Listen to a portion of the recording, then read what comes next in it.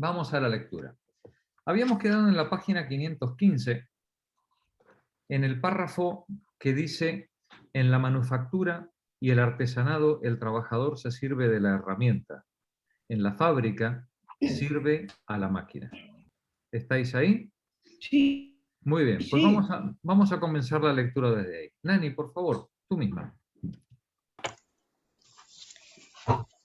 En la manufactura y el artesanado, el trabajador se sirve de la herramienta. En la fábrica, sirve a la máquina.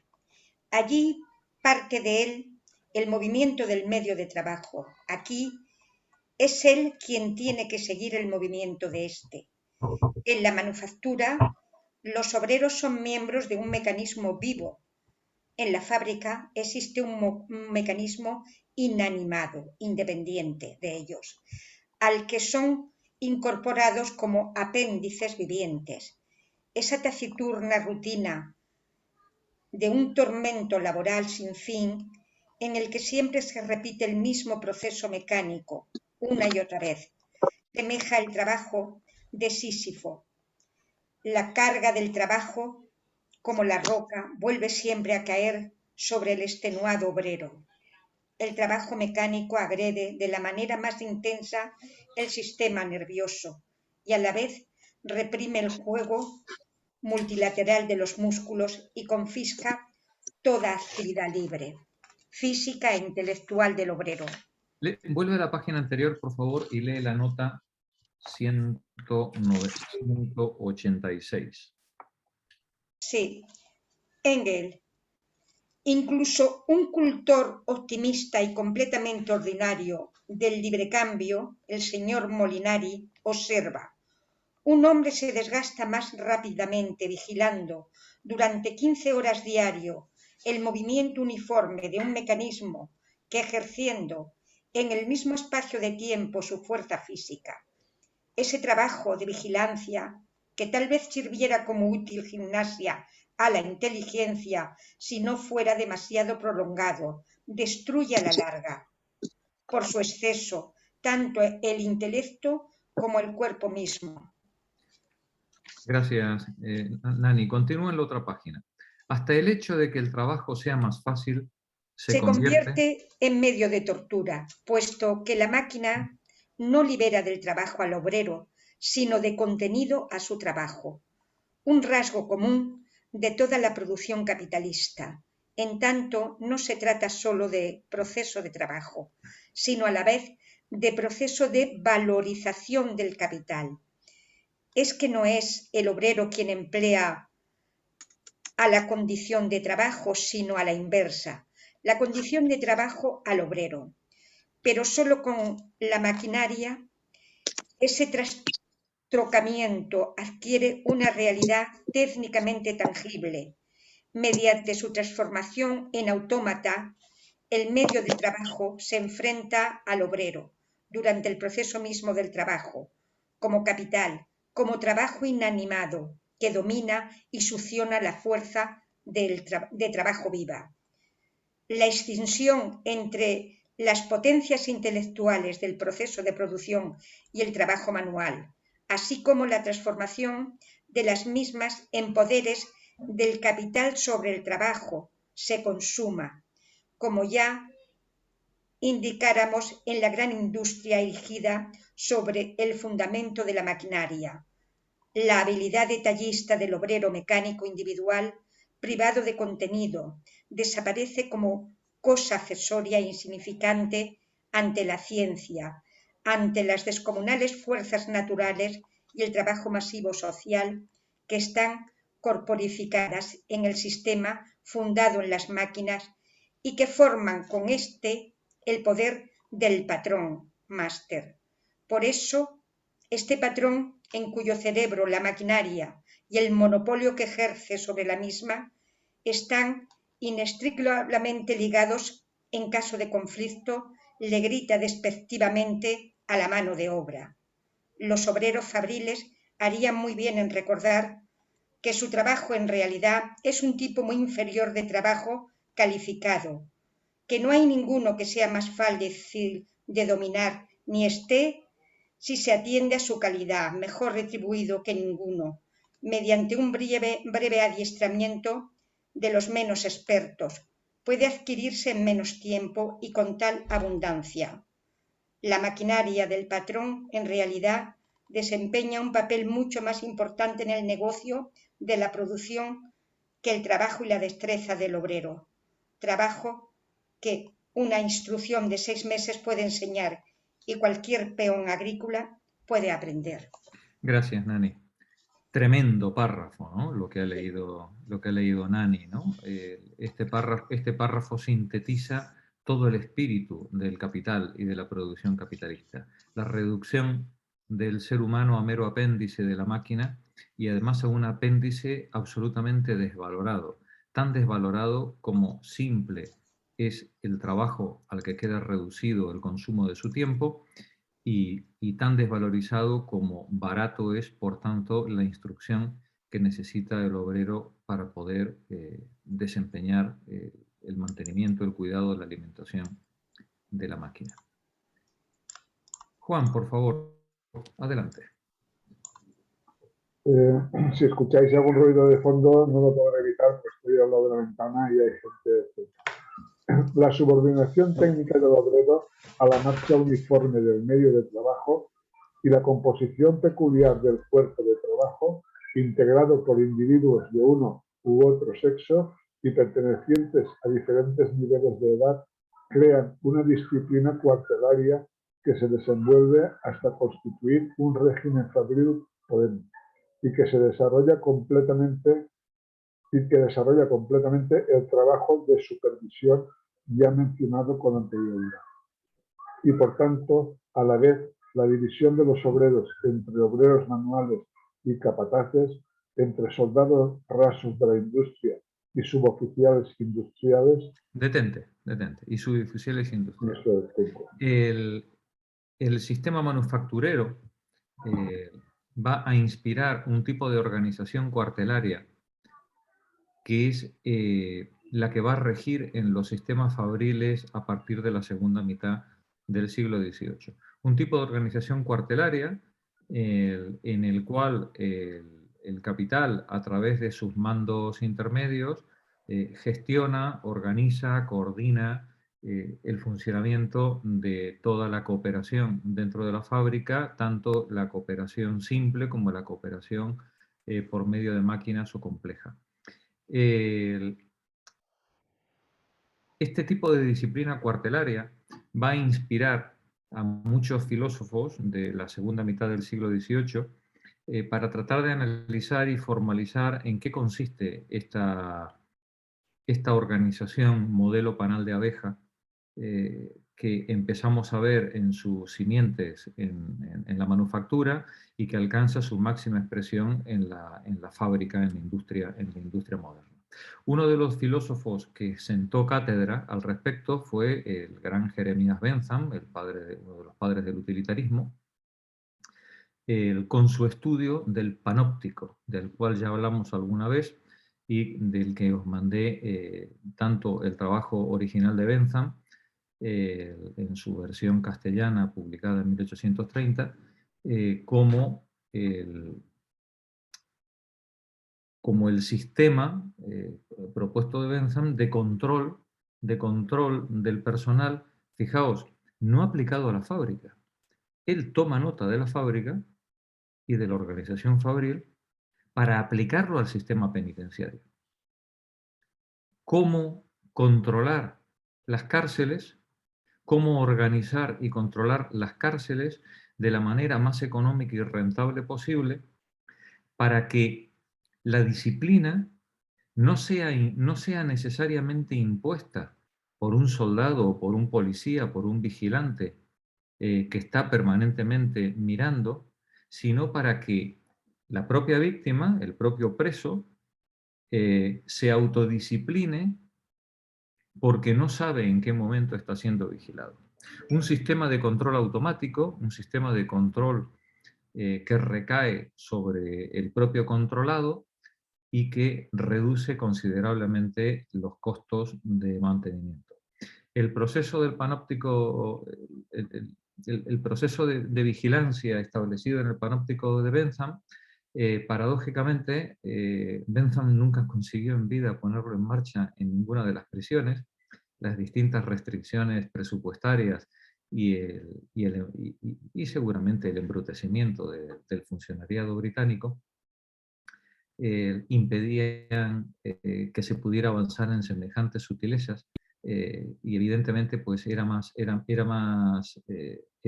querible por los funcionarios de prisiones la porra que estas cuestiones psicológicas que estaba planteando el Bentham.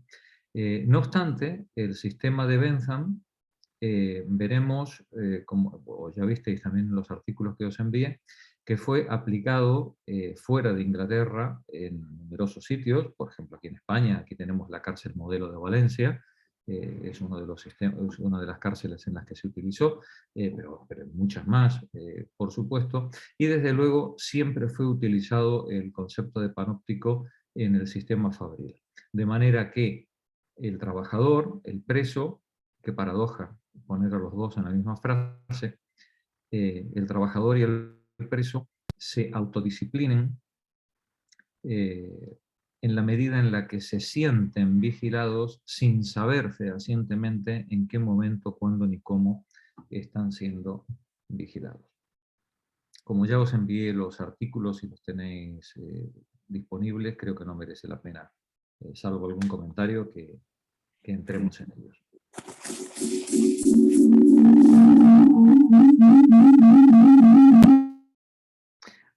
Recordad de no poner en marcha micros de dos dispositivos al mismo tiempo durante la sesión. Juan, por favor, continúa. Sí. En la fábrica automática, la principal dificultad radicaba en la disciplina necesaria para lograr que los hombres abandonaran sus hábitos inconstantes de trabajo e identificarlos con la regularidad invariable del gran autómata. Pero inventar un código disciplinario adaptado a las necesidades y a la velocidad del sistema automático y aplicarlo con éxito era una empresa digna de Hércules. Y en eso consiste la noble obra de Hércules.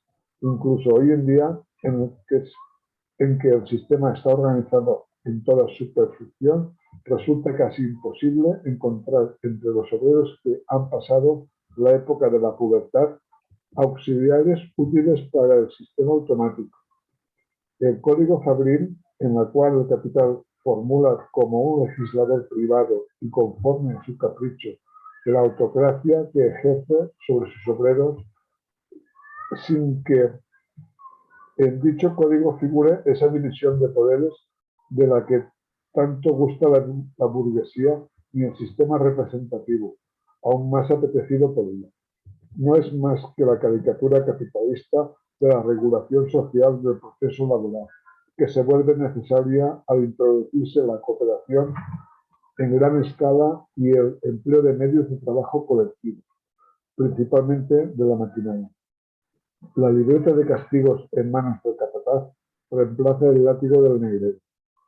Todas las penas, naturalmente, se resuelven en multas en dinero y descuentos del salario.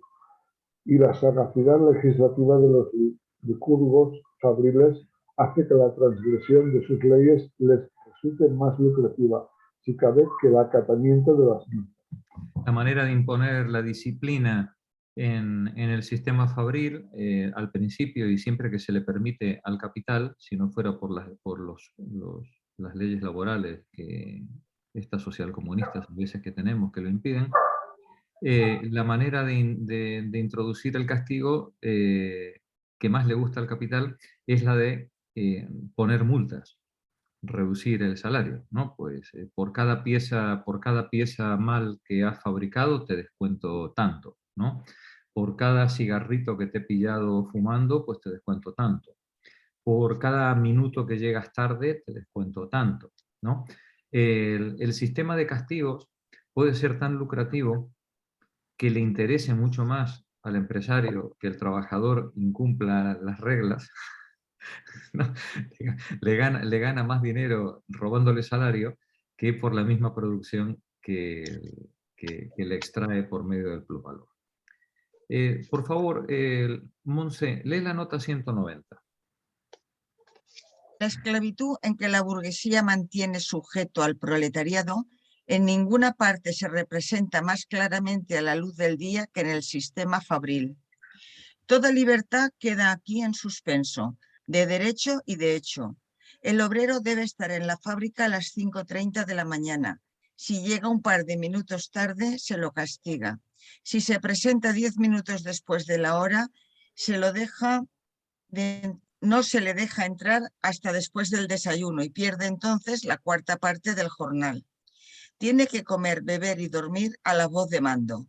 La despótica campana lo saca de la cama y le hace terminar su desayuno y su almuerzo. ¿Y qué ocurre en la fábrica misma? Aquí el fabricante es el legislador absoluto. Promulga los reglamentos fabriles que le placen, modifica y amplía su código según se le antoje. Y aunque incluya en él las cosas más descabelladas, los tribunales dicen al obrero: como has concertado voluntariamente este contrato, ahora estás obligado a cumplirlo. Estos obreros están condenados desde que cumplen 9 años hasta su muerte a vivir bajo la férula espiritual y física. Engels. 2 ejemplos ilustrarán al lector acerca de los tribunales, dicen, de lo que los tribunales dicen. El primer caso tiene lugar en Sheffield a finales de 1866. Un obrero había firmado contrato por 2 años en una fábrica metalúrgica. A causa de un altercado con el patrón, abandonó la fábrica y dijo que bajo ninguna circunstancia trabajaría más para él. Acusado de violación de contrato, se lo condenó a 2 meses de cárcel. Si el fabricante viola el contrato, solo se le puede acusar por lo civil y no se arriesga más que a una multa. Transcurridos los 2 meses, el mismo fabricante lo cita para que se presente a trabajar a la fábrica conforme al viejo contrato. El obrero responde que no, ya ha cumplido su condena por violación contractual. El fabricante vuelve a denunciarlo y el tribunal a condenarlo. Aunque uno de los jueces, Mr. Sheen, denuncia públicamente como monstruosidad jurídica este fallo, según el cual podría condenarse periódicamente una y otra vez a un hombre durante toda su vida por la misma falta o por el mismo delito. Estas minucias leguleyas solamente la gente de la profesión puede valorarla en toda su riqueza, ¿no? Sí, el hecho de que el trabajador pueda ser acusado por lo penal, mientras el empleador solo lo es por lo civil, ya introduce un matiz importante, ¿no? en el asunto. Pero el hecho de que una persona pueda ser juzgada una y otra vez reiteradamente por el mismo hecho, ya es el colmo de la sutileza jurídica, ¿no? A la que pueden recurrir. El sis vingi idem. En vez de non vi sin idem, el sis vingi idem. Claro, daos cuenta que hasta qué extremo podía llegar la arbitrariedad, el absurdo y la explotación, cuando la misma clase de explotadores es la que dicta las leyes, la que las interpreta y la que aplica las sentencias, ¿no? Continúa, Monse, por favor. Jorge, perdón, y qué bueno que gracias a estos burócratas ingleses hayan puesto esto por escrito y se pueda comentar, porque si no, imagínate la cantidad de barbaridades que no tendríamos ni noticias ahora. Claro, claro, claro. Es más, nos la seguirían aplicando como si fuera la primera vez, ¿no? Hay que reconocer que hay una buena parte de la burguesía que sentía vergüenza de estas cosas, ¿no? Es decir, digamos, cuando a nosotros estos documentos nos llegan porque ha habido un juez que ha dicho, oiga, eso es una barbaridad, es decir, eso no se puede hacer. Y al final, bueno, pues hay una presión social, normalmente en el mainstream, en la zona de la clase dirigente, que bajo la presión también de lo que está ocurriendo en la calle, las revueltas, las huelgas, la violencia que hay que generar políticamente para mantener el orden y la explotación, bueno, pues van buscando pues, la manera de ir matizando, digamos, todas estas barbaridades para hacerlas más digeribles. Pero efectivamente, menos mal que al menos esta gente estaba y que la podemos tener por escrito, ¿no? Evidentemente. Continúa, por favor.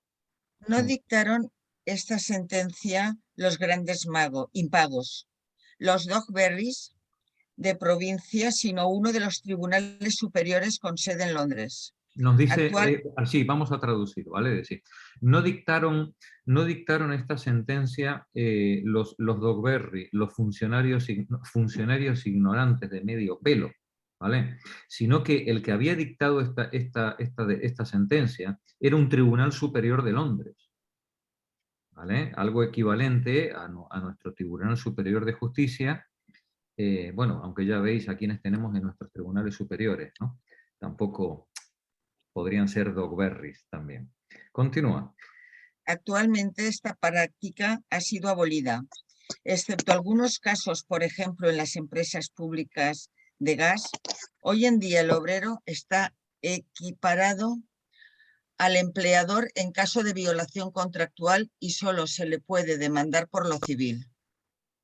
El segundo caso, esto está tachado, el segundo No, bueno, es caso un error, sí. ocurre en Wiltshire en noviembre de 1863. Unas 30 tejedoras que manejaban telares de vapor en la empresa de un tal Harry App, fabricante de paños en Lowers Mill, Westbury Lake, declararon una huelga, una huelga, porque este Harry App tenía la agradable costumbre de hacerles descuentos en los salarios si llegaban tarde por la mañana. Conforme a la siguiente escala, 6 peniques por 2 minutos, un chelín por 3 minutos, un chelín y 6 peniques por 10 minutos. Esto equivalía a 9 chelines por hora o 4 libras y 10 chelines diarios.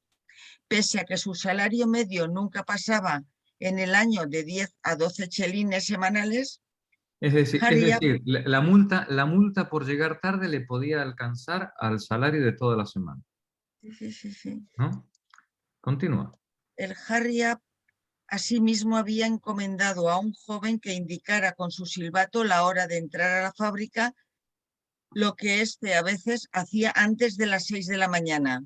Y si las operarias no estaban presentes apenas terminaba de sonar la señal, se cerraban las puertas y las que quedaban fuera tenían que pagar multas. Como en todo el edificio no había reloj alguno, las infortunadas operarias estaban en poder del juvenil guardián del tiempo inspirado por Harry App.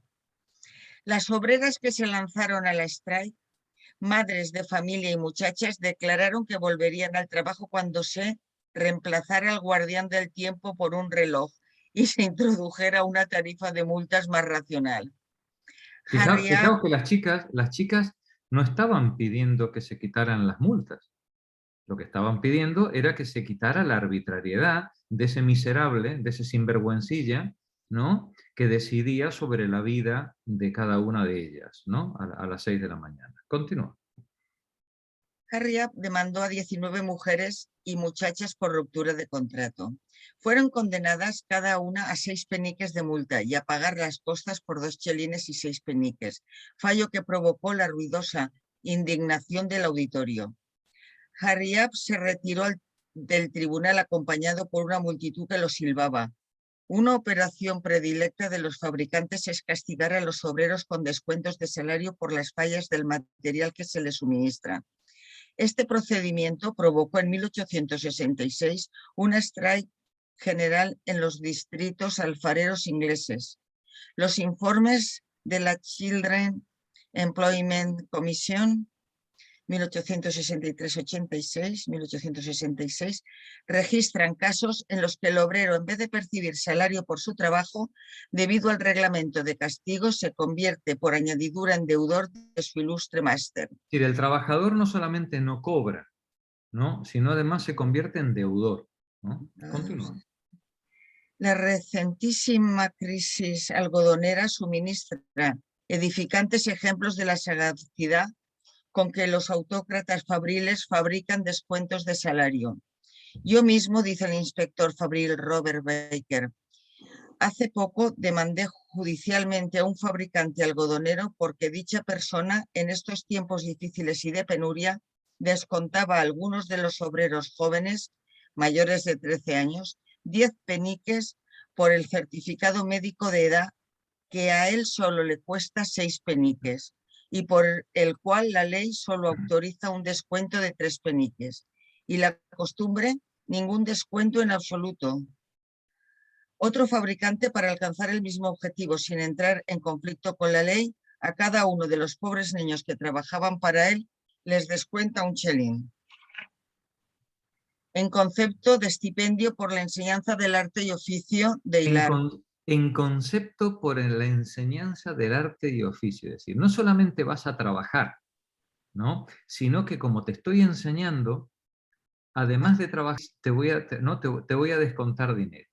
En la ciudad de Buenos Aires, digamos la capital de Argentina, tenemos ahora, a partir de este año, todos los estudiantes de secundario, secundarios para ustedes también, sí. O sea, sería la enseñanza media, el quinto año, sea privado o público, el intendente los manda a trabajar 150 horas anuales para empresas como McDonald's, Burger, todas esas empresas que venden, pero es obligación, ¿sí? A partir de este año. Una cosa... Y con o sin trabajo gratis.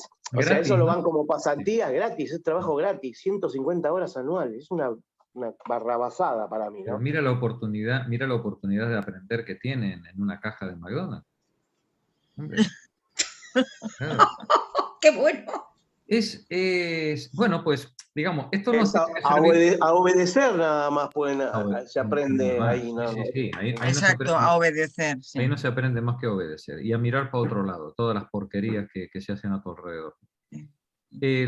Esto nos tiene que servir de ejemplo de cómo las mismas patrañas, miserias y pequeñas ratonerías del capital de hoy son las mismas de hace 200 años. Es decir, es que no ha cambiado gran cosa, ¿no? Lo mismo, sí. Y tiene que servirnos como ejemplo de lo que nos dice Marx, de que esto no es una cuestión moral que podamos resolver apelando a la moralidad o a la empatía de los patronos. Esto solamente se puede atajar por medio de leyes coercitivas que impidan de forma civil o de forma penal este tipo de latrocinios y sinvergüencerías. No hay más remedio, entre otras cosas, porque los trabajadores doblemente libres, como decía Juan hoy con Sorna, los trabajadores doblemente libres, sin medios de producción y sin salario, difícilmente pueden oponerse a los caprichos, a la explotación y al maltrato de quien les está prometiendo que les va a dar de comer. Solo se los promete, pero bajo la promesa de darles de comer, puede recurrir a todo tipo de arbitrariedad. Son las leyes coercitivas del Estado las que pueden poner freno al abuso de los patrones y las que pueden poner freno a la necesidad de los depauperados para venderse en esclavitud para poder sobrevivir. Claramente el contrato es para nosotros, no es para ellos, ¿no? Claramente. Claramente. Así es, Jorge. Continúa, Monse, por favor. Existen, pues, corrientes subterráneas sobre las que es preciso estar al tanto si se quiere comprender fenómenos tan extraordinarios como las strikes en tiempos como los actuales. Se trata de una strike en la fábrica de Darben en junio de 1863, declarada por los tejedores mecánicos.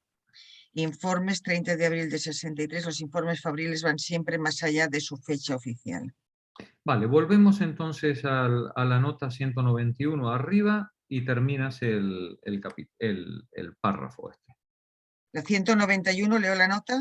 Perdón, estábamos en la 190. Vuelves a la 190 y donde... Arriba, vale. 518, sí.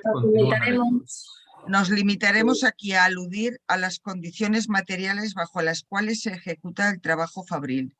Todos los órganos de los sentidos son uniformemente agredidos por la elevación artificial de la temperatura, la atmósfera cargada de desperdicios de la materia prima, el ruido ensordecedor, etc., para no hablar del peligro mortal que se corre entre la apiñada maquinaria, la cual produce sus partes industriales de batalla con la misma regularidad con que suceden las estaciones.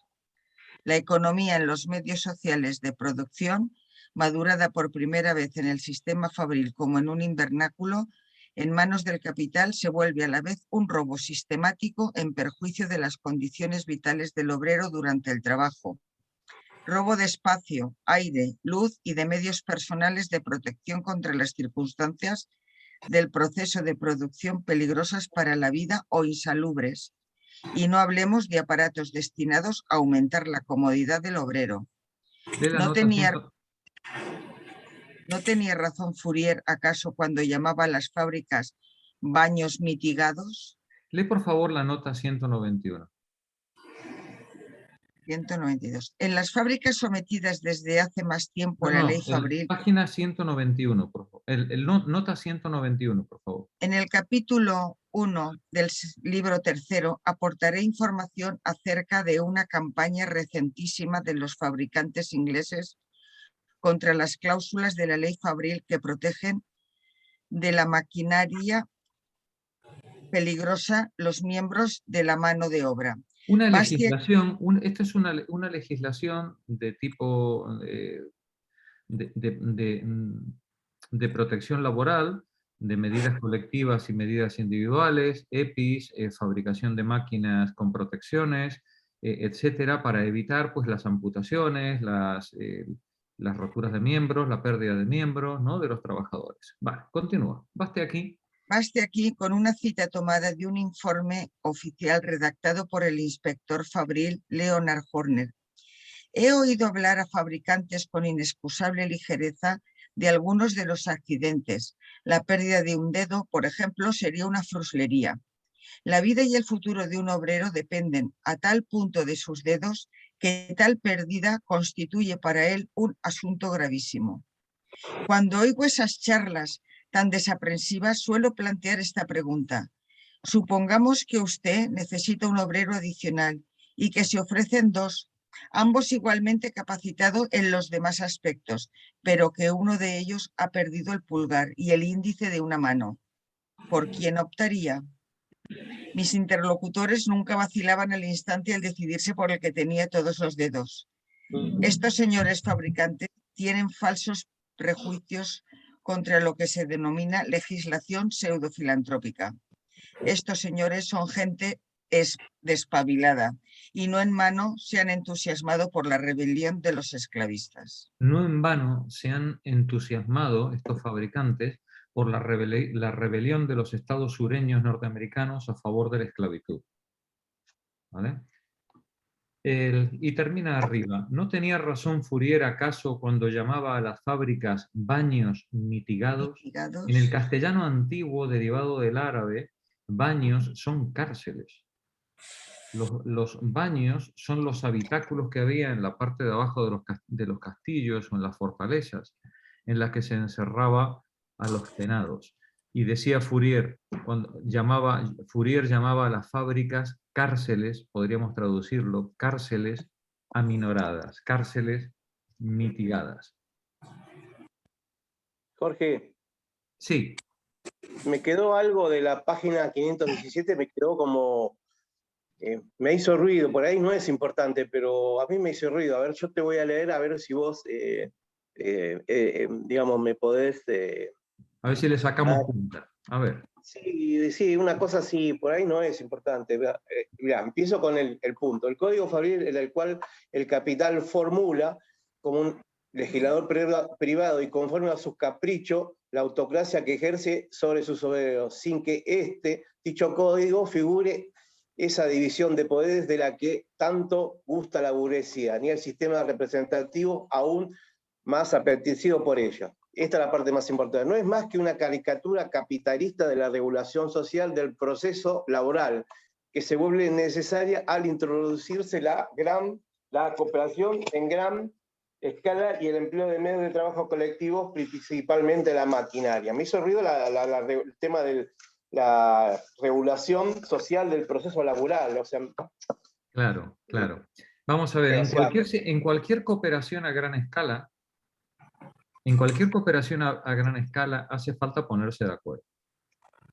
Cuando nos juntamos 30 o 40 personas para subir un tronco de árbol a un camión, tenemos que ponernos de acuerdo y hacer todos la fuerza al mismo tiempo para poder levantar el palo, ¿no?, del suelo. una cosa así. Es decir, la cooperación social requiere coordinación.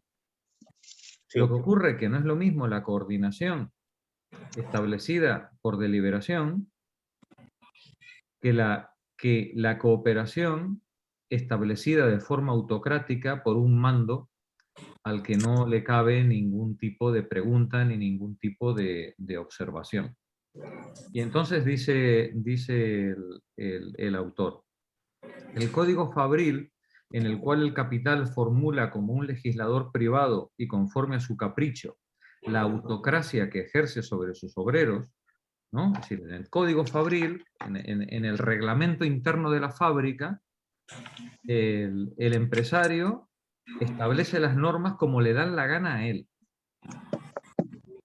Y una vez que el trabajador entró por la puerta de la fábrica habiendo firmado el contrato, solo puede acatar el ordenamiento que recibe por parte del empresario.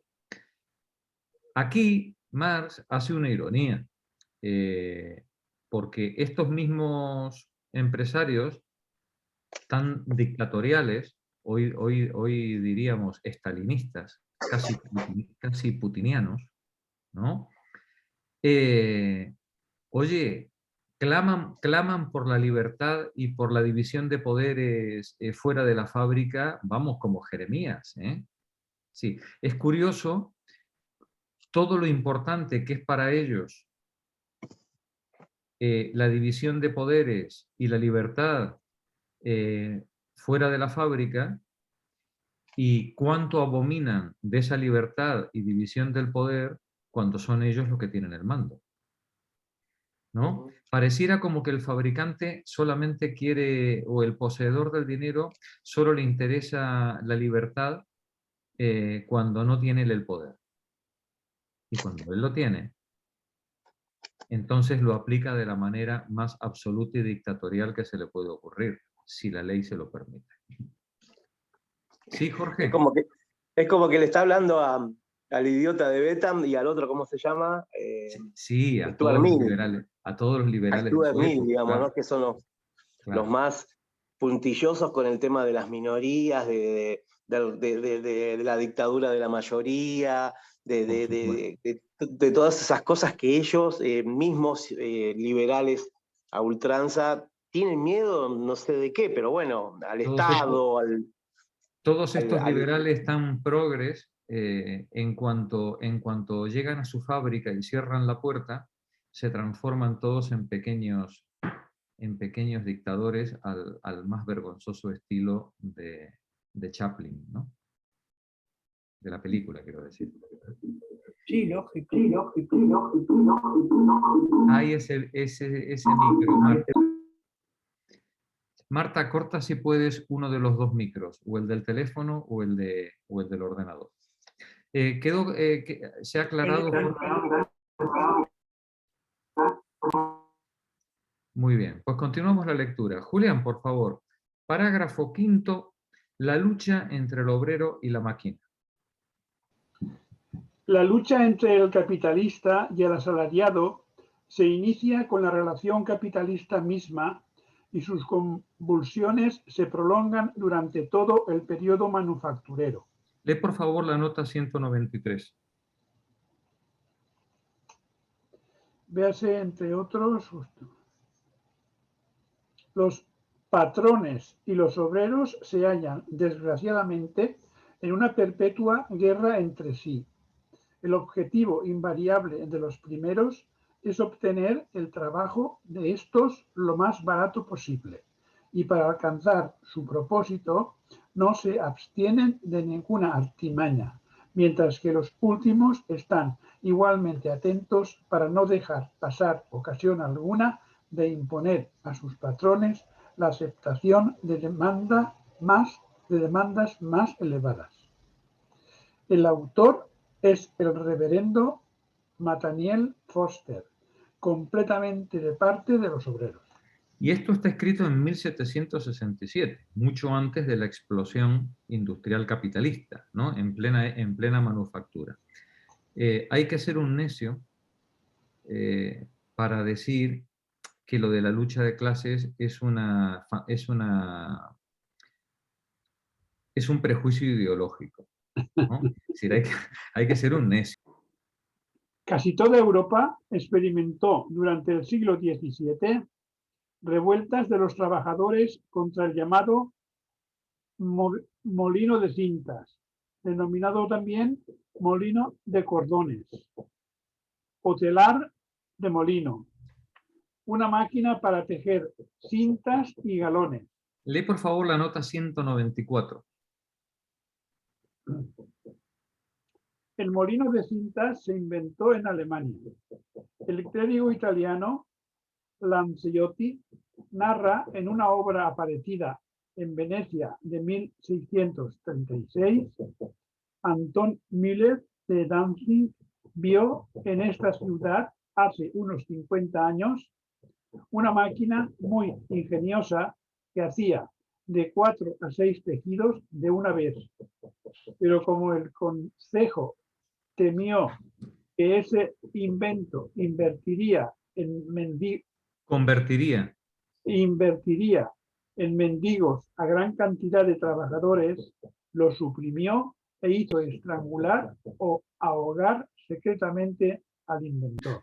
Fijaos qué interesante, ¿no? Es decir, en 1636, ¿no? En 1630, un municipio, una junta municipal, un concejo, ¿no? Decide eliminar un invento que ha aparecido en la ciudad porque va a destruir muchos puestos de trabajo, ¿no? Y aquí no se trata de tener muchos tejidos, se trata de que la gente coma, ¿no? Y entonces dice el clérigo este, será verdad o no será verdad, que temiendo que se convertirían en mendigos una buena parte de los trabajadores, lo suprimió e hizo estrangular o ahogar secretamente a su inventor. Continúa, por favor. En Leiden se empleó una máquina por primera vez en 1629. Las revueltas de los galoneros forzaron al ayuntamiento a prohibirla. Diversas ordenanzas de los estados generales en 1623, 1639, etc., procuraron limitar su uso hasta que finalmente el mismo fue autorizado bajo ciertas condiciones por la ordenanza del 15 de diciembre de 1661. En esta ciudad, dice Buxton, Leiden, 1963, refiriéndose a la introducción del molino de cintas en Leiden, ciertas personas inventaron hace aproximadamente 20 años un instrumento para tejer con el que un individuo podía producir más tejidos y hacerlo más fácilmente que varios hombres sin dicho instrumento en el mismo tiempo.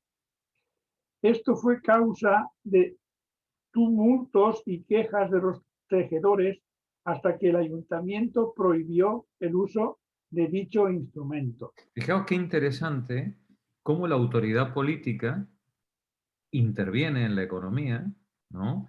Cuando ve que los lazos, la cohesión social se va a poner en peligro por la aparición de determinados inventos, ¿no? Claro, es una lucha contra molinos de viento, evidentemente, es decir, el ayuntamiento tiene un poder muy limitado para hacer frente al cambio tecnológico. Pero lo que nos pone de manifiesto lo que estamos leyendo es la tremenda preocupación que se genera, inclusive entre las clases dirigentes de las distintas ciudades, ante la aparición de algunos inventos que claramente van a desposeer, a dejar sin trabajo, sin medios de vida, pues a muchísima gente, ¿no? Continúa, Julián. La misma máquina fue prohibida en 1676 en Colonia, mientras que su introducción en Inglaterra provocó contemporáneamente disturbios protagonizados por los trabajadores. Un edicto imperial proscribió el 19 de febrero de 1685 su uso en toda Alemania. 1685. ¿Os dais cuenta que estamos prácticamente 100 años antes de la Revolución Industrial y los ayuntamientos están prohibiendo el funcionamiento, están prohibiendo que se pongan en marcha determinados dispositivos que privan de sus medios de vida a la gente? Continúa, Julián. En Hamburgo, la máquina fue quemada públicamente por orden del ayuntamiento. Carlos VI renovó el 9 de febrero de 1719 el edicto de 1685 y el electorado de Sajonia no permitió hasta 1765 su uso público. Esta máquina que tanto alboroto provocó en el mundo fue en realidad la precursora de las máquinas de hilar y de tejer y por tanto de la revolución industrial del siglo XVIII. Posibilitó que un muchacho carente de toda experiencia en tejeduría, simplemente tirando de una palanca y empujándola, pusiera en movimiento un telar completo con todas sus lanzaderas. En su forma perfeccionada, la máquina producía de 40 a 50 piezas por vez. Y los contemporáneos no eran tontos. Los contemporáneos se dieron cuenta de que esa máquina puesta en funcionamiento dejaba sin el pan a montones de familias dentro de cada municipio. Vuelve a la lectura donde te quedaste, Julián, en la página anterior. A finales del primer tercio del siglo XVII, un aserradero movido por un molino de viento instalado por un holandés en las cercanías de Londres sucumbió debido a los excesos del populacho. El molino sucumbió, ¿eh? no el holandés, ¿vale? Aún a principios del siglo XVIII, en Inglaterra, las máquinas hidráulicas de aserrar superaban a duras penas la resistencia popular respaldada por el Parlamento. Resistencia popular respaldada por el Parlamento. ¿Vale? Continúa.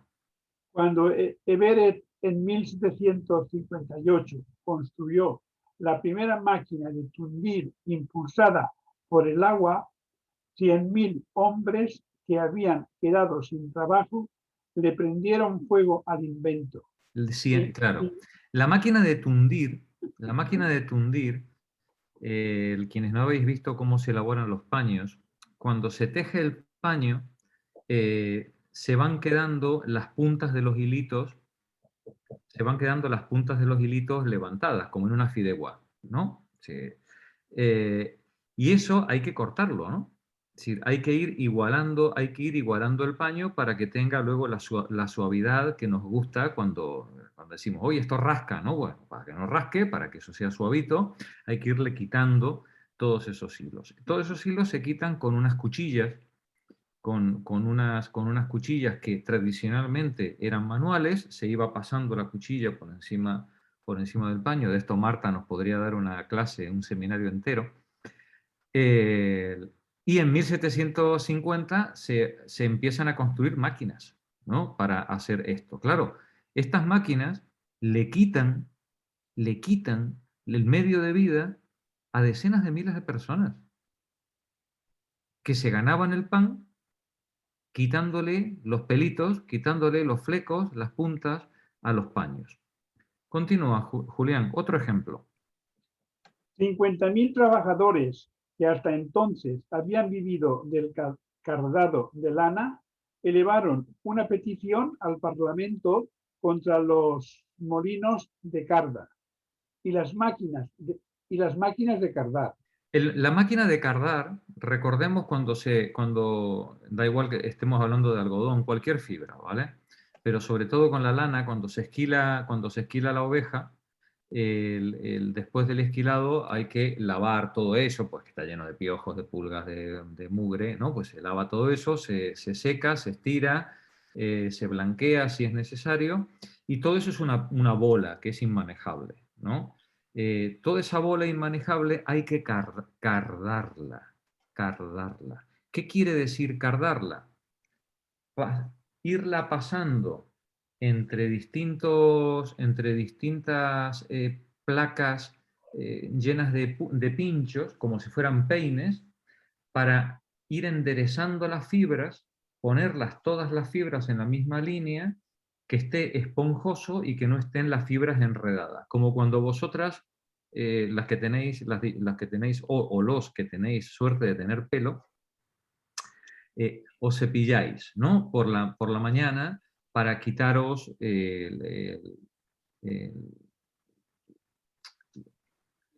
los nudos que se os van haciendo en el pelo, ¿no? Es decir, y no sé si os dais cuenta que a medida que os vais dando, no solamente se os quitan los nudos, sino que además el pelo se pone más esponjoso.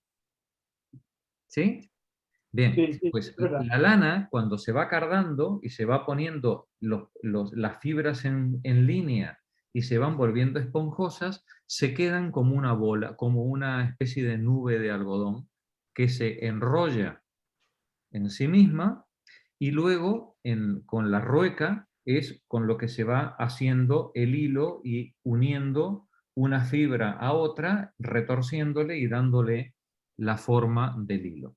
Si me permitís, voy a compartir pantalla, a ver si sale. Lo que pasa es que lo tengo en YouTube. Yo espero que salga bien, pero bueno, lo intentamos. Si no, os paso el vídeo y ya está. Aquí tenéis un ejemplo en este vídeo de una cardadora manual, pero con manivela. Ahí van metiendo el conjunto de la lana, veis que está apelotonado, ¿no?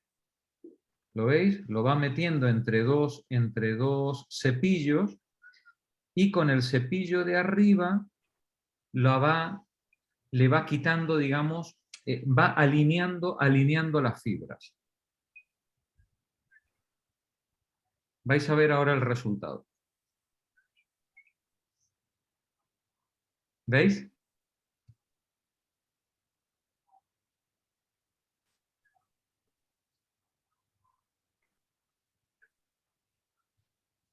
Lo que entró en la máquina como un mogollón informe de lana, ahora ha quedado como una nube de filamentos perfectamente alineados.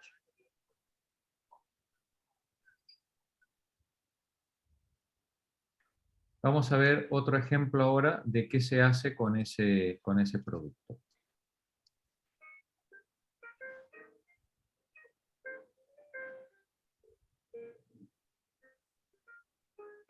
Ahora, este otro cardado es a mano, ¿no? A ver, vais a ver, vuelvo atrás, ¿eh? Estos son dos paletas, que serán las que conoce Marta, me imagino que serían las que usabais vosotras, ¿no, Marta? Claro. Estas son dos paletas que se mete la lana entre las dos y se va raspando para conseguir el mismo objetivo. Y una vez que esa lana está cardada, se coge los filamentos y se van introduciendo en la rueca para ir formando el hilo. Ahí vais a ver ahora el procedimiento. ¿Veis cómo va la operaria, cómo va estirando el trozo de lana cardado y se va generando la fibra de hilo que luego se va enrollando en el uso?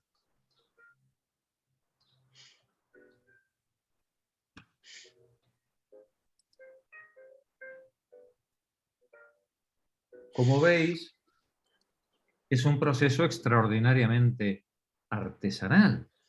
Es algo que requiere una habilidad y un entrenamiento enorme, ¿no? Para ir consiguiendo, bueno, pues la sutileza, primero la calidad del material, la limpieza, y luego que ese hilo tenga todo el mismo calibre y que no salga pues un cacho de un dedo de gordo, otro finito, otro que se corte, ¿no? Que yo tenga su homogeneidad, que es lo que luego permite utilizarlo en un tejido y que salga una cosa bonita. Claro, imaginaos cuando se introduce la máquina de cardar, todos los miles y miles y miles de personas que estaban dedicadas al cardar o al hilado con la rueca, se quedan sin trabajo. Y quedándose sin trabajo, se quedan sin pan que echarse a la boca. Continúa la lectura, por favor. La destrucción masiva de máquinas que tuvo lugar bajo el nombre de movimiento ludista en los distintos manufactureros ingleses durante los primeros 15 años del siglo XIX, a causa sobre todo de la utilización del telar de vapor, ofreció al gobierno antijacobino de un Sidmouth, un Castlereagh, etc., el pretexto para adoptar las más reaccionarias medidas de violencia. Se requirió tiempo y experiencia antes de que el obrero distinguiera entre la maquinaria y su empleo capitalista, aprendiendo así a transferir sus ataques, antes dirigidos contra el mismo medio material de producción, a la forma social de explotación de dicho medio. Gracias, Julián. Claro, dice el autor, se requirió tiempo y experiencia para distinguir entre los males que traía la máquina y los males que traía el empleo capitalista de la máquina, ¿no? ¿Por qué?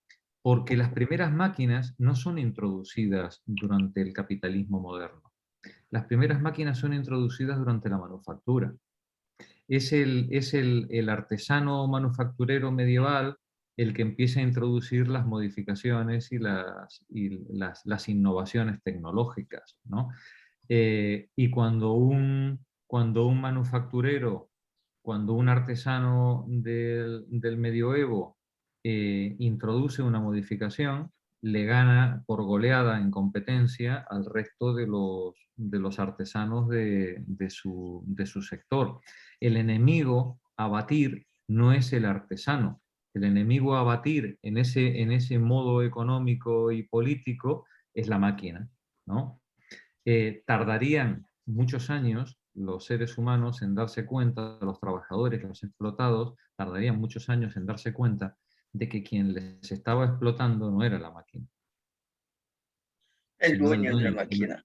El dueño de la máquina, que era el que se apropiaba, el que expulsaba a la gente del trabajo y se quedaba con su plusvalor por medio de la utilización de la maquinaria. Pero esto ya requería una abstracción del proceso económico al que la mayoría de la gente que lo estaba padeciendo en ese momento pues no tenía acceso. Continúa con la lectura, Mari, por favor. Estamos en la página 523, ¿verdad? Sí. Sí. Las luchas por el salario dentro de la manufactura presuponen a esta en un modo alguno, están dirigidas contra su existencia. Cuando se combate la formación de manufacturas, esa lucha está a cargo de los maestros gremiales y de las ciudades privilegiadas, no de los obreros asalariados. Por eso, los escritores del periodo manufacturero conciben la división del trabajo, por lo general, como un medio para suplir virtualmente a obreros, pero no para desplazar efectivamente a estos. Detente un momentito. Cuando dice el empresario gremial o el artesano gremial, cuando introduce la maquinaria, la introduce con la vista puesta en suplir virtualmente a obreros, pero no realmente. ¿Qué quiere decir esto? En la empresa gremial no puede haber más obreros que los que la ley indica que tiene que haber. Pues hay un maestro, hay 2 maestros, tres aprendices, ¿sí? Y no hay más. La introducción de la máquina le permite al maestro artesano fabricar como si tuviera 10 veces más trabajadores que los que realmente tiene. Pero realmente no desplaza a nadie, no hay ningún trabajador al que echa a la calle. Sino que es únicamente para ampliar la producción. Claro, con la misma gente produce Sí. muchísimo más de lo que podía producir antes. Continúa. Esta distinción es evidente por sí misma. Si se dice, por ejemplo, que en Inglaterra se requerían 100 millones de hombres para hilar con la máquina, no significa esto naturalmente que la máquina se haya apoderado del lugar de estos millones de seres. Te ha saltado una línea, María. Que nunca Sí, obró de nuevo, con la máquina. si se dice, por ejemplo. A ver, si se dice, por ejemplo, que en Inglaterra se requería 100 millones de hombres para hilar con ruecas el algodón que ahora hilan 500.000 obreros con la máquina, no significa esto naturalmente que la máquina se haya apoderado del lugar de estos millones de seres que nunca han existido. Vale, si cuando decimos que hemos introducido la máquina de hilar y que la máquina de hilar hace el trabajo de 100 millones de personas cuando ahora lo hacen 500, cuando antes lo hacían, ¿no? El 500.000, no quiere decir que hayamos echado a la calle 99 millones de trabajadores, ¿vale? Quiere decir que hemos multiplicado por 20 la producción, ¿vale? Continúa. Significa únicamente que se requerían muchos millones de trabajadores para reemplazar la máquina de hilar. Si se dice, por el contrario, que en Inglaterra el telar de vapor arrojó a 800.000 regidores a la calle, no se habla aquí de una maquinaria existente que tendría que ser reemplazada por determinado número de obreros, sino de un número existente de obreros que efectivamente han sido sustituidos o desplazados por la maquinaria. Durante el periodo manufacturero, la base seguía siendo la industria artesanal, aunque disgregada. Debido al número relativamente débil de trabajadores urbanos legados por la Edad Media, era imposible satisfacer los nuevos mercados coloniales y las manufacturas propiamente dichas abrían nuevos campos de producción a la población rural, que al mismo tiempo era expulsada de la tierra por la disolución del feudalismo. En este entonces se destaca más el aspecto positivo de la división del trabajo y de la cooperación en los talleres, gracias a las cuales los obreros ocupados se volvían más productivos. Lee por favor la nota 196. Sir James Stewart también concibe en este sentido por entero el efecto de la maquinaria. Considero las máquinas como medios de aumentar virtualmente el número de personas industriosas a las que no hay obligación de alimentar. Ahí está la cuestión. La maquinaria permite aumentar virtualmente, como un fantasma, el número de personas industriosas que producen sin que yo les tenga que pagar un salario, sin que las tenga que alimentar. Adelante. ¿En qué difiere el efecto ejercido por una máquina del que ejercen nuevos habitantes?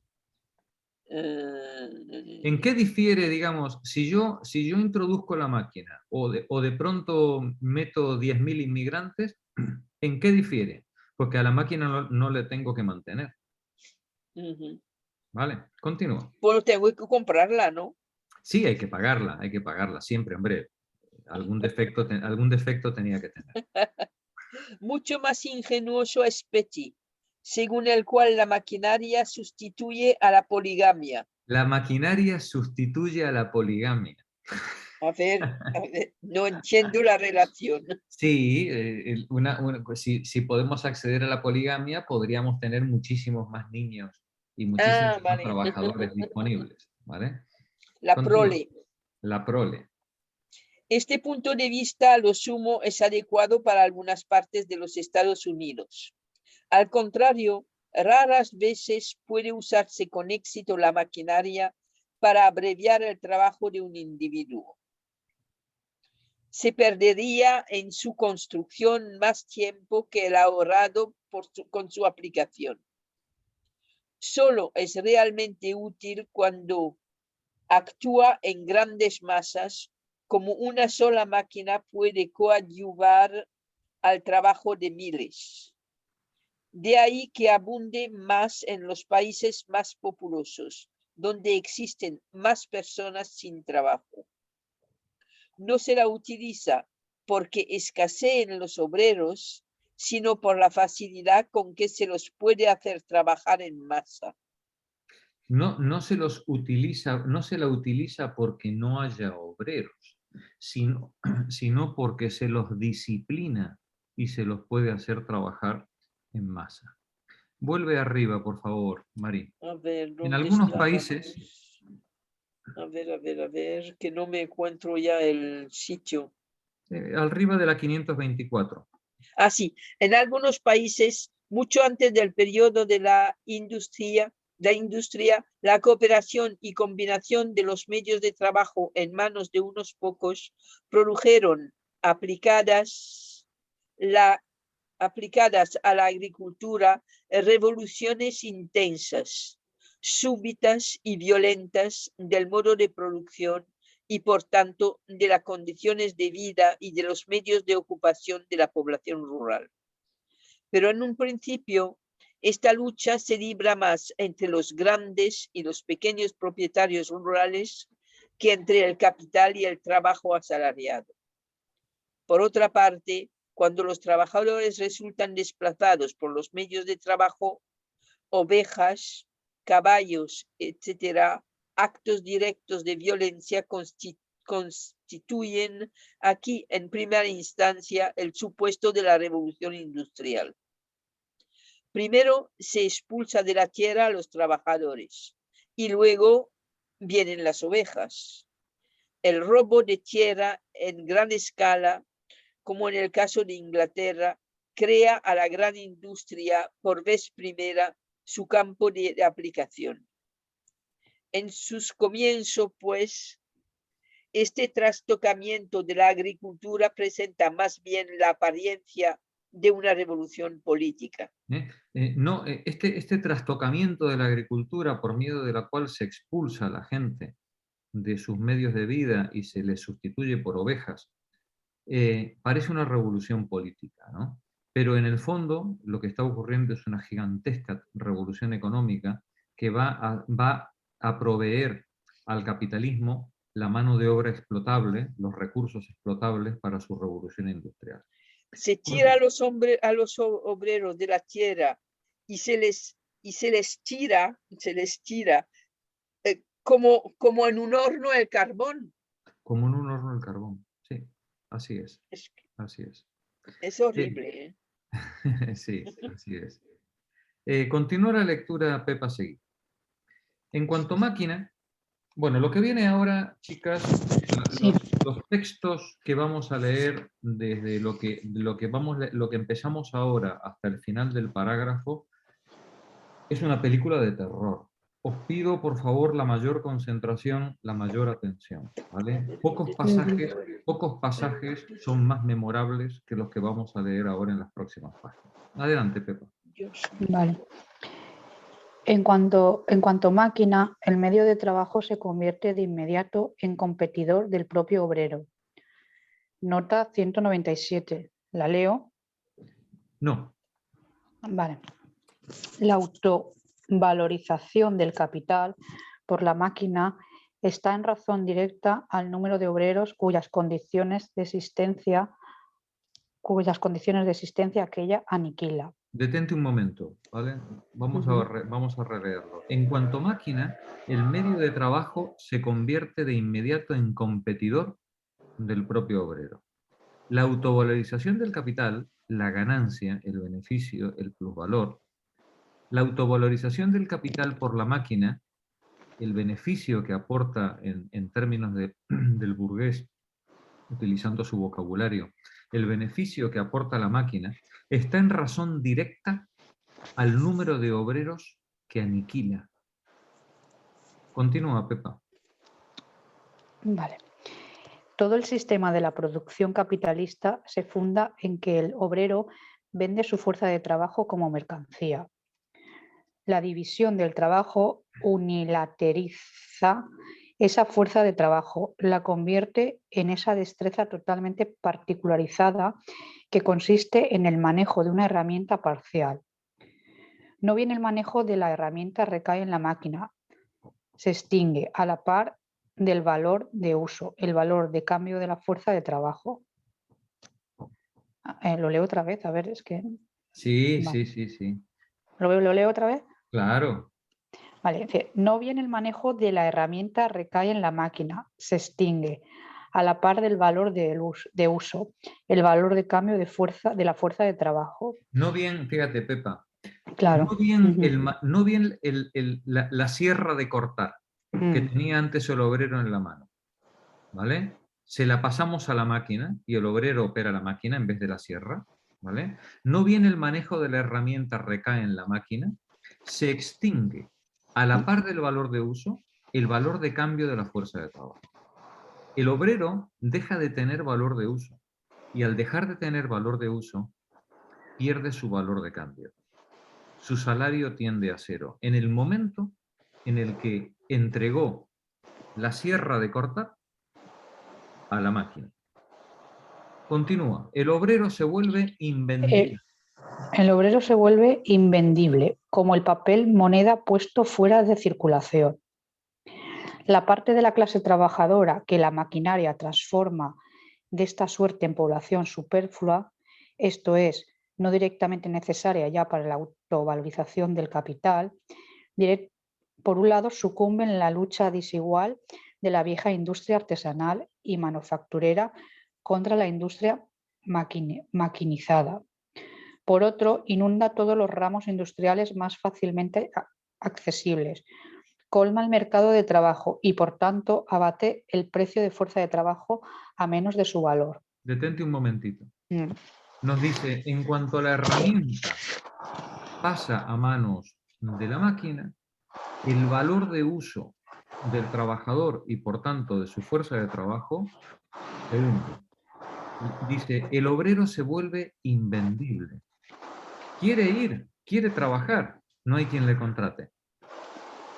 La parte de la clase trabajadora que la maquinaria transforma en desempleado, en población superflua, es decir, no directamente necesaria para el beneficio del capital, por un lado, sucumbe en una lucha desigual de la vieja industria artesanal y manufacturera contra la industria maquinizada.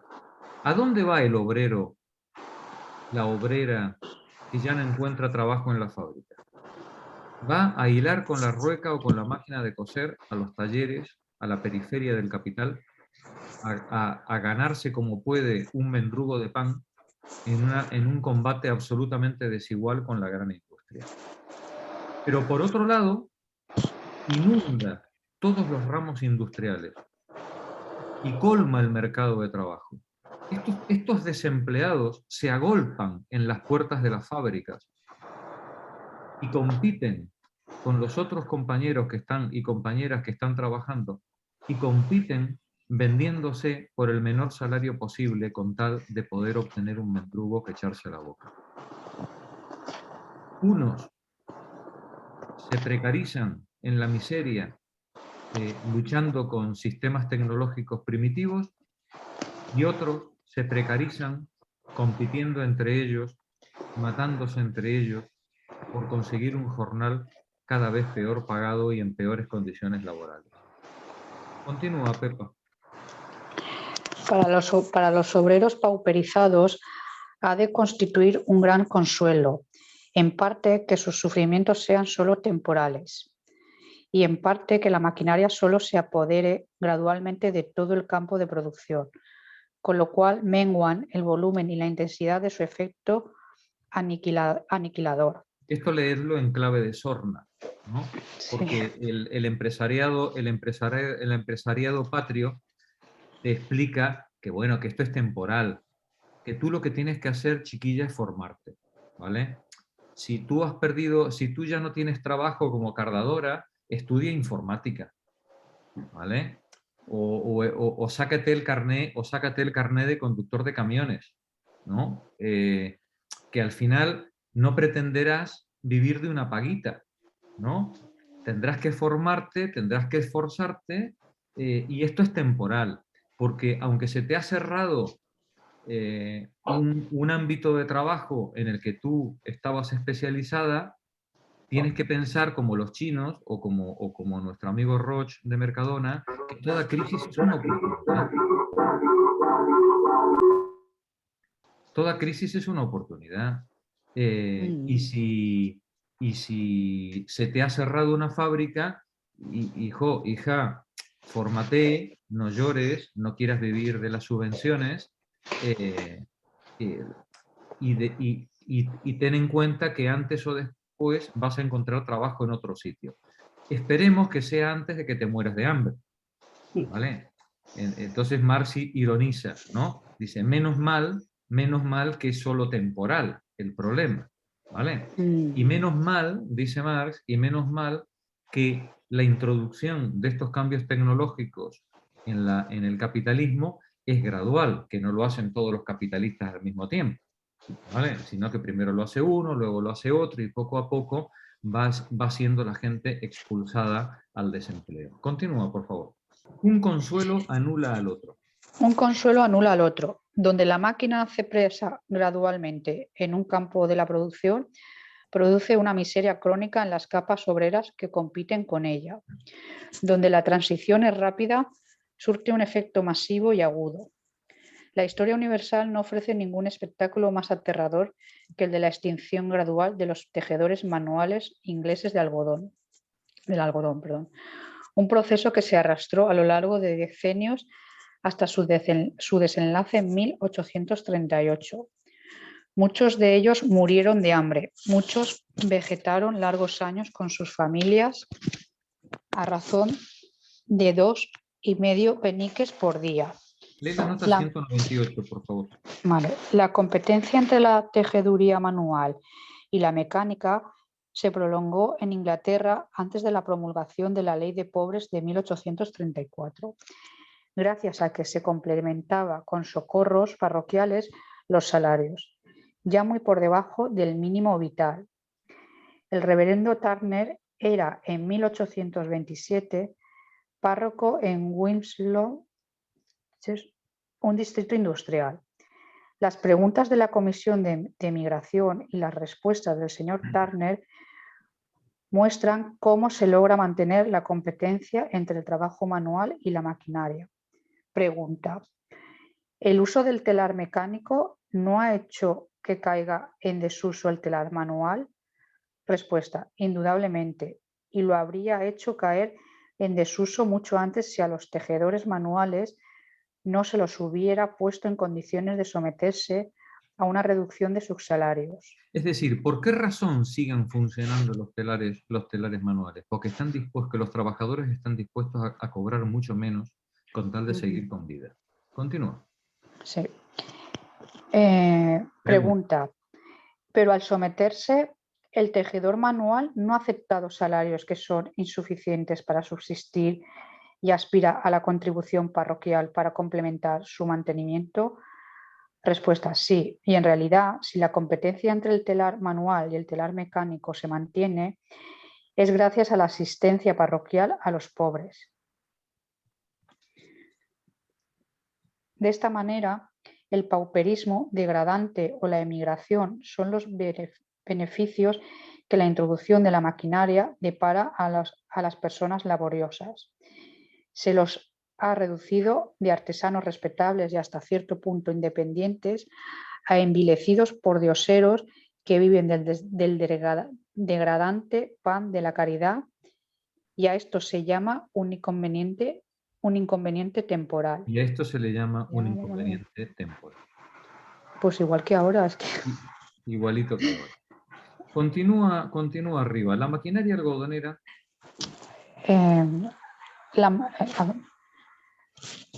La maquinaria algodonera inglesa, por el contrario, surtió un efecto agudo en las Indias Orientales, cuyo gobernador general verificaba en 1834-35 la miseria difícilmente encuentre un paralelo en la historia del comercio.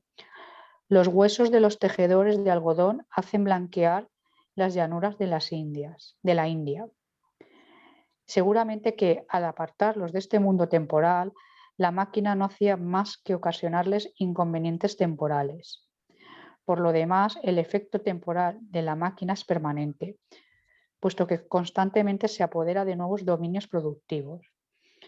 La figura autonomizada y enajenada que el modo capitalista de producción confiere en general a las condiciones de trabajo y al producto de trabajo enfrentados al obrero, se desarrolla con la maquinaria hasta convertirse en antítesis radical. Traduzcamos.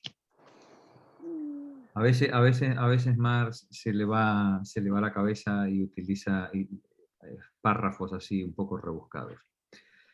La figura autonomizada y enajenada que el modo capitalista de producción confiere en general a las condiciones de trabajo y al producto del trabajo, enfrentados al obrero, se desarrolla con la maquinaria hasta convertirse en antítesis radical.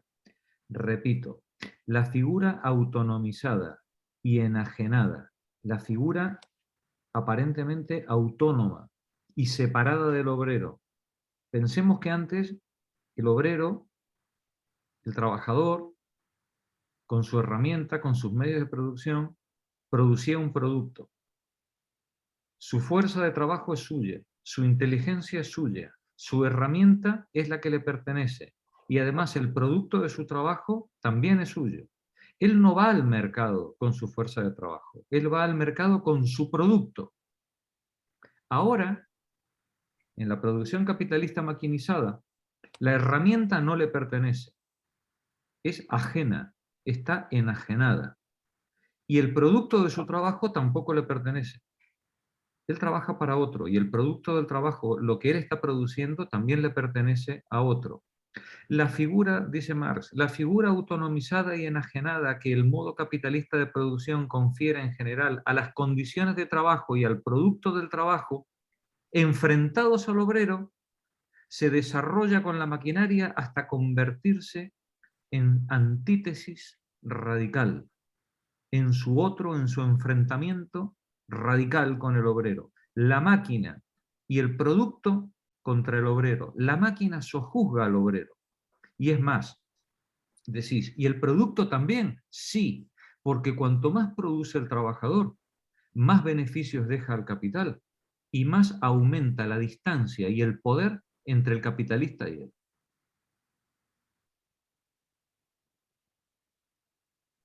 Con su productividad, con su trabajo, con su esfuerzo, el obrero no hace otra cosa que forjar las cadenas con las que se ata a sí mismo.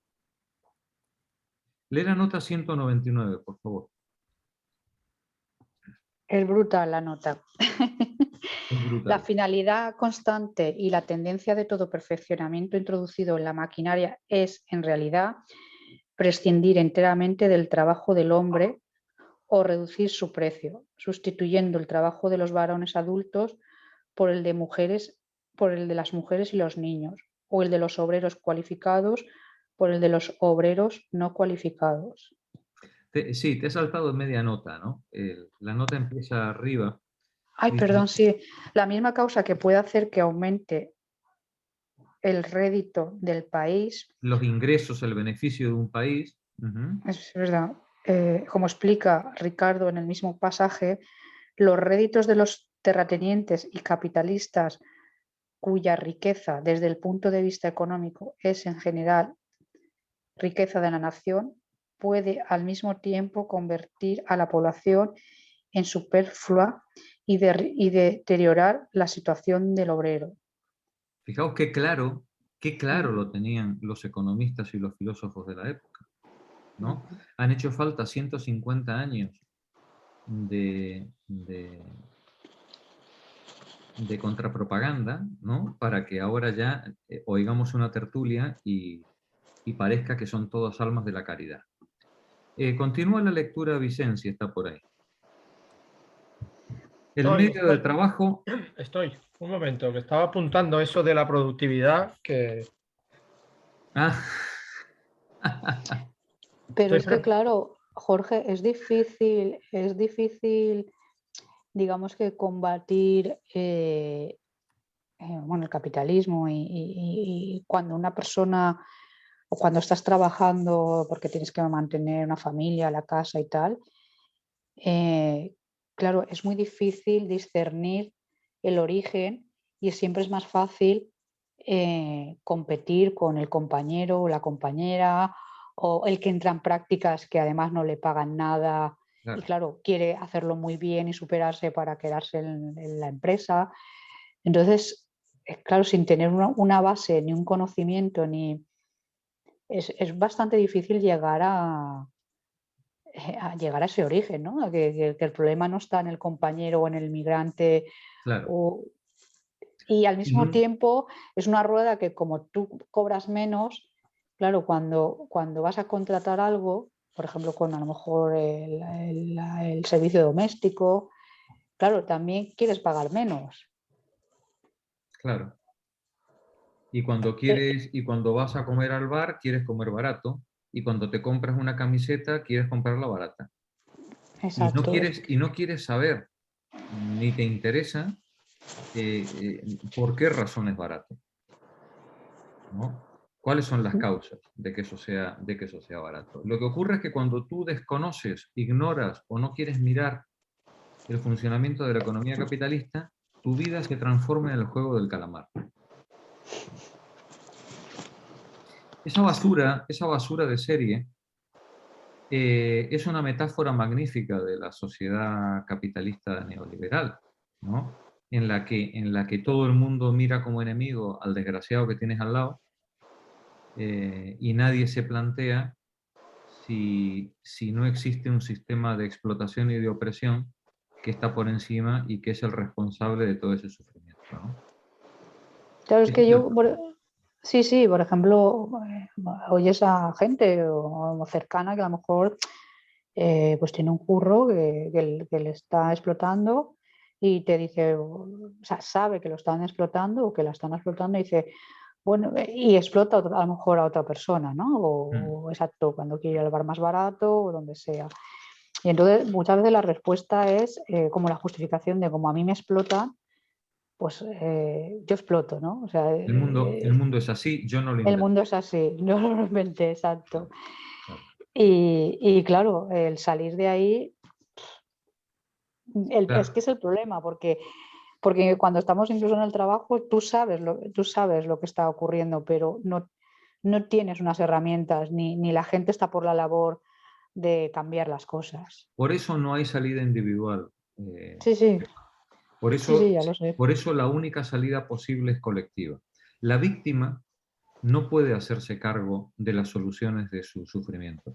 No puede, no tiene las herramientas ni la posibilidad para poder hacerlo, ¿vale? La víctima solamente puede racionalizarlo, formalizarlo y poner en marcha una lucha colectiva que colectivamente genere las condiciones de emancipación. Individualmente es imposible, ¿no? Individualmente es todos contra todos en una selva, no hay ninguna otra posibilidad. Eso o el suicidio, ¿no? Es decir, te pegas un tiro pero... y ya está. ¿No? Claro, pero que es difícil llegar a ese compromiso colectivo, precisamente primero porque es una economía totalmente individualista, claro. Pero es que además la gente, la mayoría cuando termina de trabajar está quemada y lo que quiere es llegar a su casa, tomarse algo fresquito y mañana será otro día. Y no... Por eso el neoliberalismo se empeña en que no tengamos tiempo, ni para leer, ni para confraternizar, ni para debatir con los otros, ni para leer El Capital. Que no haya tiempo, ¿vale? El neoliberalismo ha aprendido que tiene que llenar cada minuto de nuestro día y de nuestra noche para que vayamos de la casa al trabajo y del trabajo a la casa, y que en todo momento estemos produciendo. O produciendo plusvalor en el trabajo, o consumiendo sí. para poder generar plusvalía Absorber en otros. el producto. Y sostener Sí, porque el poco ocio que tienes te lo venden todo como experiencia. Es todo vendido. Sí. No, ninguno es salga usted a caminar por el monte. No, como es gratis. Ni a comer pipas en un banco. Ni a comer pipas en un banco. No, eso es de pobre. Y charlar. ¿Vale? Claro. Dicen, vamos allá. El medio de trabajo asesina al trabajador. Quito el vídeo, que me da problemas. El medio de trabajo asesina al trabajador. Esta antítesis directa aparece de la manera más tangible, sin duda, donde quiera que la maquinaria recién introducida compita con la industria artesanal o manufacturera tradicionales. Pero en la propia gran industria, el continuo perfeccionamiento de la maquinaria y el desarrollo del sistema automático operan de manera análoga. El objetivo constante de la maquinaria perfeccionada es el de reducir el trabajo manual o cerrar un eslabón en la cadena de producción fabril, sustituyendo aparatos humanos por aparatos de hierro. La aplicación de fuerza de vapor e hidráulica a maquinaria hasta ahora movida por la mano del hombre es un acontecimiento de todos los días. Los pequeños perfeccionamientos en la maquinaria que tienen por objeto economizar fuerza motriz, mejorar el producto, aumentar la producción en el mismo tiempo o desplazar a un niño, a una mujer o a un hombre, son constantes y aunque al parecer no tengan gran trascendencia, sus resultados son importantes sin embargo. Cuando quiera que una operación exige mucha destreza y una mano segura, se la retira lo más pronto posible de las manos del obrero, demasiado diestro y a menudo proclive a irregularidades de todo tipo, para confiarla a un mecanismo peculiar, tan bien regulado que un niño puede vigilarlo. Lee la nota 202, por favor.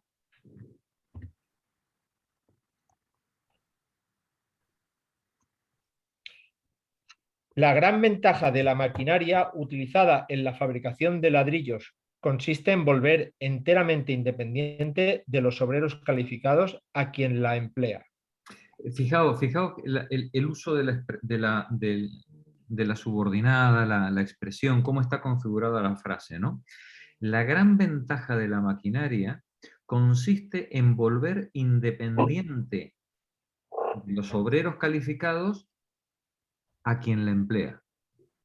El que emplea la máquina se vuelve independiente o gana la independencia de esos obreros calificados tan problemáticos, ¿no?, que hay por ahí dando vueltas en la industria, ¿no? Continúa la nota, Vicente. Agregado en la segunda edición. Agregado a la segunda edición. El señor A. Sturrock, superintendente del Departamento de Máquinas del Great Northern Railway, dice con respecto a la construcción de máquinas locomotoras, etc., cada día se utilizan menos los costosos, expensive, obreros ingleses. La producción aumenta gracias al uso de instrumentos perfeccionados y estos instrumentos a su vez son servidos por un tipo inferior de trabajo. Anteriormente, el trabajo calificado producía necesariamente todas las piezas de las máquinas de vapor. Trabajo menos calificado, pero con buenos instrumentos, produce ahora estas partes. Entiendo por instrumentos las máquinas empleadas en la construcción de máquinas. Máquinas para construir máquinas, y esas máquinas producidas por obreros sin ningún tipo de formación. Continúa, Vicente, arriba. En el sistema automático, el talento del obrero es desplazado progresivamente. El perfeccionamiento de la maquinaria no solo requiere una reducción en el número de los obreros adultos ocupados para alcanzar determinado resultado, sino que sustituye una clase de individuos por otra clase, los más calificados por los menos calificados, adultos por jóvenes, hombres por mujeres. Todos estos cambios ocasionan fluctuaciones constantes en la tasa del salario. La maquinaria innecesariamente arroja incesantemente, la maquinaria incesantemente arroja de la fábrica obreros adultos. El impetuoso avance del sistema maquinista, bajo la presión de una jornada laboral reducida, nos había mostrado la extraordinaria elasticidad adquirida por el mismo gracias a la experiencia práctica acumulada, a la escala preexistente de los medios mecánicos y al constante progreso de la técnica.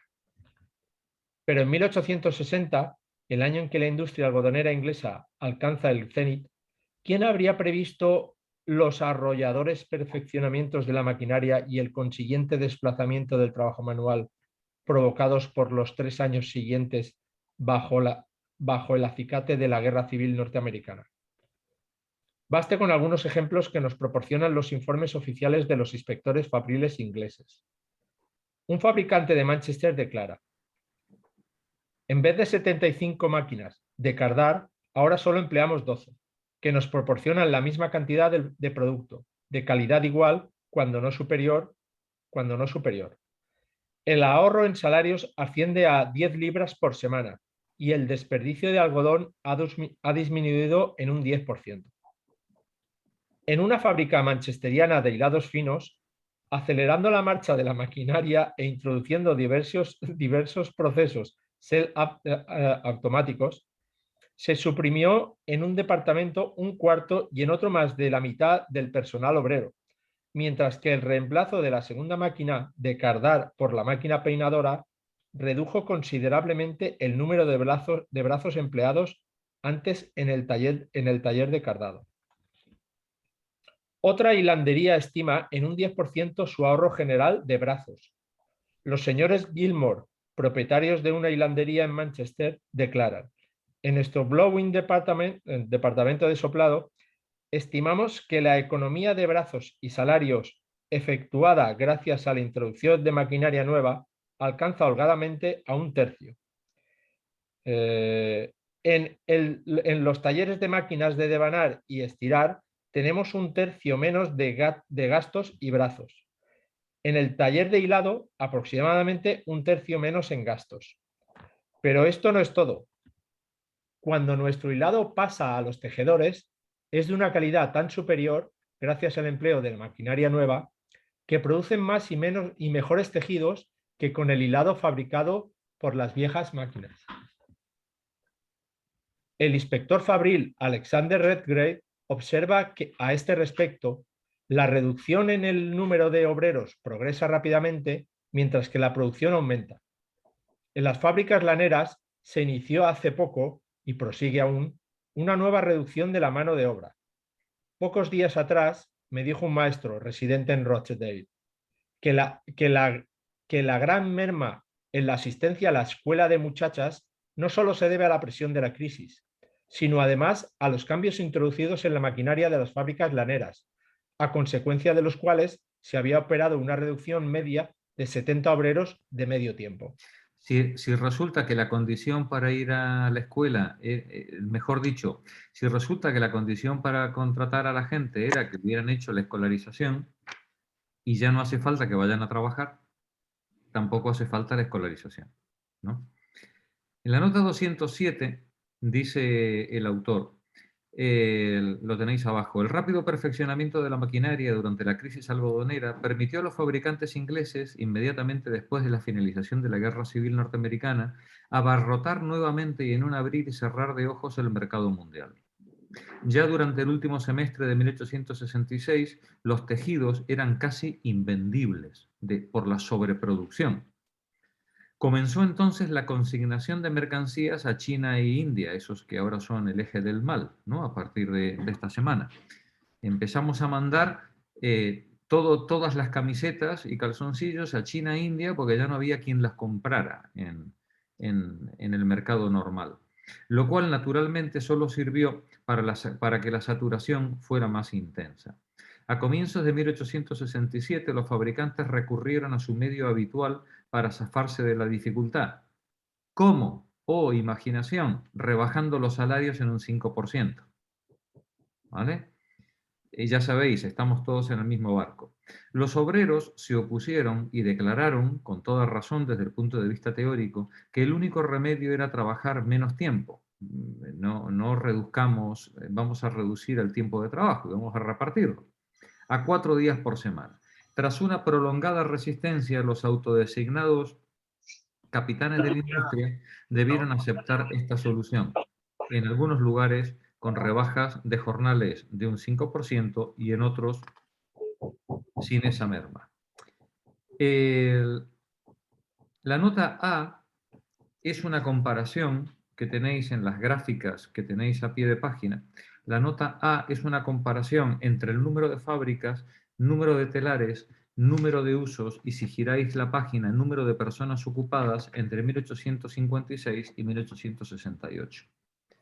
Si comparamos las dos, la primera y la última línea, veis que en el Reino Unido el número de fábricas en 1856 era de 2.200, 1861 2.900 y en 1868, después de la crisis de la Guerra Civil Norteamericana, 2.500, ¿verdad? Es decir, hay una reducción en el número de fábricas del 17%. Sin embargo, si miráis la línea del número de telares, el número de telares se reduce solo en un 5%. Y si miráis el número de usos crece.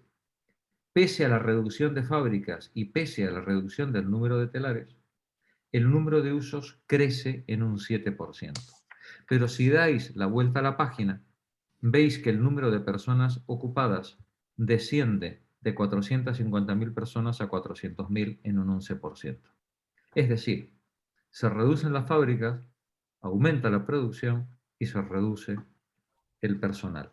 Pese a una crisis mundial como es la que generó la Guerra Civil Norteamericana. Toda crisis, como bien sabe el capitalismo, es una oportunidad de negocio, desde luego, pero no para los trabajadores.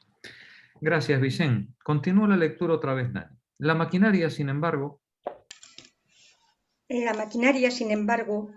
no solo opera como competidor poderoso, irresistible, siempre dispuesto a convertir al asalariado en obrero superfluo. El capital proclama y maneja abierta y tendencialmente a la maquinaria como potencial hostil al obrero. La misma se convierte en el arma más poderosa para reprimir las periódicas revueltas obreras, las huelgas, etc., dirigidas contra la autocracia del capital. Repasemos este párrafo, ¿vale? Es tremendamente político. La maquinaria no solo opera como competidor poderoso, siempre dispuesto a convertir al asalariado en parado, en obrero superfluo. El capital proclama abierta y tendencialmente a la maquinaria como potencia hostil al obrero.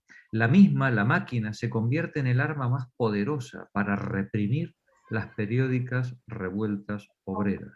Continúa, Nani. Según Gaskell, la máquina de vapor fue desde un primer momento un antagonista de la fuerza humana, el rival que permitió a los capitalistas aplastar las crecientes reivindicaciones obreras, las cuales amenazaban empujar a la crisis al incipiente sistema fabril. Se podría escribir una historia entera de los inventos que surgieron desde 1830 como medios bélicos del capital contra los amotinamientos obreros. Recordemos ante todo el Salzapfel-Mule, pues la misma inaugura una nueva época del sistema automático, de una máquina... Lee por favor la nota 210 y la A. 210... ¿Dónde está? A causa de los strikes... Ya la veo, sí. A causa del strike de la huelga declarada en su propia fábrica de máquina, el señor Fahrenheit descubrió algunas aplicaciones mecánicas muy importantes para la construcción de maquinaria. Son las huelgas las que incitan, estimulan la fabricación de las máquinas para emanciparse para obtener la libertad, los patrones de sus trabajadores. Y la nota A, por favor. ¿La que sigue en la cuarta edición? Sí. En la cuarta edición figura aquí el siguiente texto. En su declaración ante el Trader Unión de Comisión, el inventor del martinete de vapor informa en estos términos acerca de los perfeccionamientos de la maquinaria introducidos por él a consecuencia de las grandes y prolongadas huelgas de los obreros constructores de máquinas en 1851. El rasgo característico de nuestros modernos perfeccionamientos mecánicos es la introducción de máquinas y herramientas automáticas. Lo que tiene que hacer ahora un obrero mecánico y lo que puede hacer cualquier muchacho no es trabajar él mismo, sino vigilar el espléndido trabajo de la máquina. Toda esa clase de obreros que dependen exclusivamente de su destreza están actualmente marginadas. Antes yo empleaba 4 muchachos por cada mecánico. Gracias a esta nueva combinación mecánica he reducido el número de obreros adultos de 1.500 a 750. La consecuencia fue un considerable aumento de mis ganancias. Continúa arriba, Nani. De una máquina para estampar colores en Calicó, dice Ure, finalmente los capitalistas procuraron librarse de esa esclavitud insoportable, o sea, de las condiciones contractuales convenidas con sus obreros, a su juicio gravosas, invocando para ello el auxilio de los recursos de la ciencia, y pronto estuvieron restablecidos en sus legítimos derechos, a saber, los de la cabeza sobre las demás partes del cuerpo, refiriéndose a un invento para preparar urdimbres motivado de manera directa por una huelga, expone. La horda de los descontentos que, atrincherada tras las viejas líneas de la división del trabajo, se creían invencibles, se vio entonces asaltada por los flancos, con sus medios de defensa aniquilados por la moderna táctica de los maquinistas. Tuvo que rendirse a discreción. Observa con respecto a la invención de la ¿esto qué significa? La máquina hiladora automática. La automática. La misma estaba destinada a restaurar el orden entre las clases industriales. Esta invención confirma la doctrina propuesta por nosotros, según lo cual, cuando el capital pone la ciencia a su servicio, impone siempre la docilidad a la rebelde mano del trabajo. Fíjate, Nani, qué vigencia tiene este texto. Es que, claro, cuando ahora veis el uso de la informática y las comunicaciones para el control social y para el funcionamiento ya directamente político, ¿no?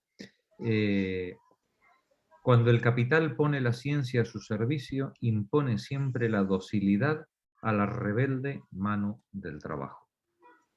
Monse. Pero es todo, Jorge, es todo. Es en lo del aborto en Estados Unidos, cómo ha dejado esto para que las empresas, a la trabajadora que le interese. Es que si te das cuenta, en las relaciones sociales te están metiendo que te metas en esas aplicaciones, en no sé qué. Bueno, es terrible, es que vamos a peor. Es un ataque general y global, como no ha ocurrido jamás en la historia.